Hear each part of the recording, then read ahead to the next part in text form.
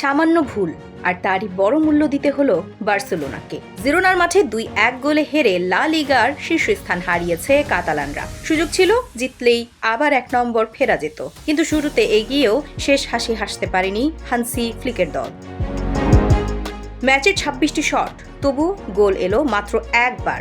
উল্টো দিকে জিরোনার গোলরক্ষক জোয়ান গার্সিয়া একাই রুখে দিলেন অন্তত 7টি নিশ্চিত সুযোগ। আর যোগ করার সময়ে লামিনে ইয়ামালের পেনাল্টি লেগে গেল পোস্টে। সেই মুহূর্তে যেন ম্যাচের মোড় ঘুরে যায়।